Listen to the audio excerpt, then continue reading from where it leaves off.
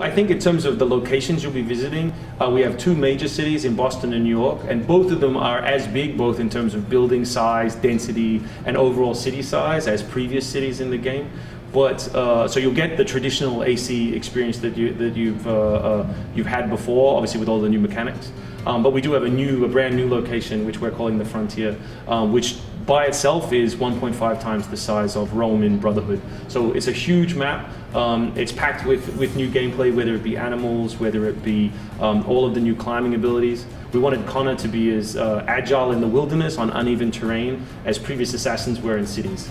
So this for us was a whole new playground. You know, lots of games have done forests, but the trees are just kind of obstacles that you walk around. In our game, they're a playground. In the same way that other games walk around buildings, but Altair and Ezio, you know, can climb over and through buildings, we wanted to do the same thing in the wilderness. We changed the navigation system to make it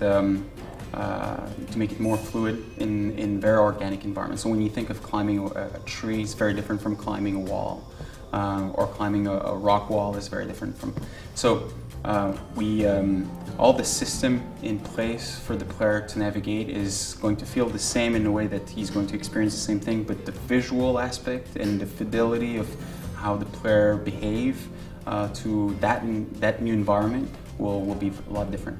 Our goal with the game was to reinvent as much as possible and make it as fresh as possible, but the core of it is still climbing, assassinating, fighting, and playing through history, and this is very true even in the wilderness. You know, about a third of our missions take place in the wilderness just because that's historically where they took place. The player will have a lot more choice navigating through those kind of environments.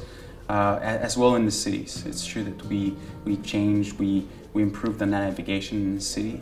So not necessarily faster and all, but again a lot more fluid.